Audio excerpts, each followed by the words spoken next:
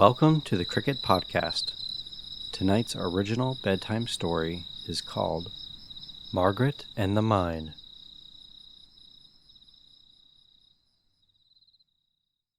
Once upon a time, there was a little girl named Margaret. She had blonde hair with a slight wave that caught the sun from any angle she flicked her head.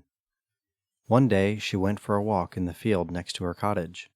The wheat was growing as high as her hands now, and she held them out, petting the grainy tips as she walked. After a good long walk, she came upon something she had never noticed before. There was a drop in the ground, something resembling dirt steps, leading to a door framed with 3 small logs. It looked as if it were an old mine tunnel entrance from the days when people would look for gold deep in the earth. She slowly made her way down until she was in front of the doorway that led to darkness. As soon as she took another step, she heard a voice rumble from deep down, "Do not enter." Margaret turned and ran back toward home. But after a minute of being back in the field, she stopped. She was a very curious girl, so she spun around and marched back toward the subterranean door. At the entrance once again, she let out a small, "Hello?" All was quiet this time, so she slowly placed one foot in front of the other, disappearing into the darkness. She then heard a scratching noise. It seemed to come from a wall to the left. No, it was from her right. Then it was from above. She paused her step, feeling anxious at what it could be. The sound of little squeaks began to build up, becoming louder and louder among the scratching noises, and soon overpowering them. Margaret remembered she had one single match left in her back pocket from last night's campfire. She pulled it out and struck it against the wall. The tiniest flame danced in the dark. As her eyes quickly adjusted, she looked up. "Bats!" she screamed, as she frantically ran to get away, without noticing which way she was headed. Once she was away from the bats, she noticed she had run deeper into the mine. The musty smell of wet caves filled her nose. She was now even further down into the earth than she had expected. As she looked around, the light on the walls was fading. Her matchstick was at its end. As it sputtered out, the darkness was complete. She could not see her hand in front of her face. She began to feel terrified. How would she ever find her way back? She only had one last hope. The voice from earlier. "Hello?" she squeaked out. Silence. "I know you're in here somewhere." A deep rumbling voice rose from the depths of the caves. "It's too late now. You should have listened to my warning." "Please help me. I need to find my way home," she pleaded. Then in the farthest distance, she noticed just the tiniest spark of light. It was barely there, but she slowly walked toward it. It grew bigger and bigger.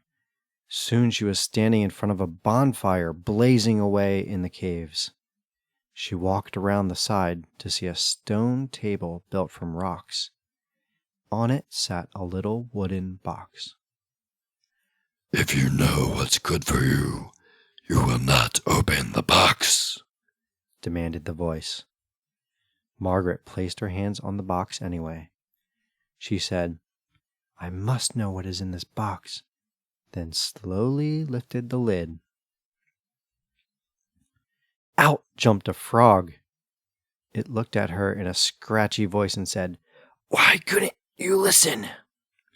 "A frog?" she said, sounding confused.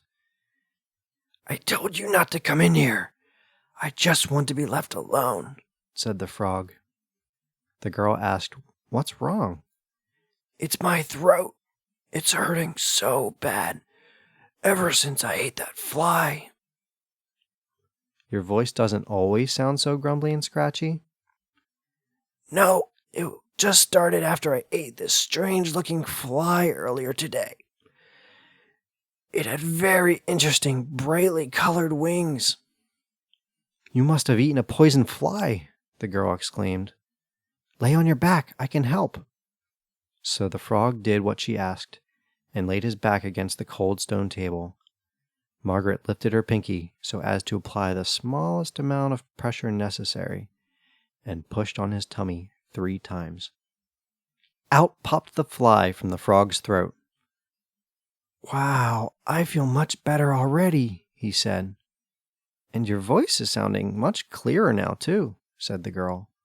She picked up the fly and looked it over, stating how it was definitely a poison one, and that it was probably what was affecting his throat so much.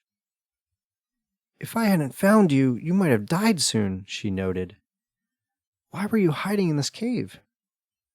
The frog looked down and said very shyly, I was ashamed of my voice, and the other frogs were laughing at the sound of it. I felt embarrassed, so I tried to get as far away from others as I could. Would you like to be my friend? Asked Margaret. Oh, yes, thank you, the frog replied, a smile stretching all the way across his little green head. And so Margaret followed the frog as he led the way back out of the mine, and all the way to her cottage. The frog lived in the grasses just outside her house, and after a few years had made a huge family of frogs. Every morning Margaret would go outside, give a whistle, and hundreds of little frogs would come hopping up to her. They even performed a little dance, kicking their long legs while singing, You saved our grandfather from the poison fly, and you loved him even when his voice was a little froggy. Now we'll all dance and be forever grateful to our friend Margaret. The end.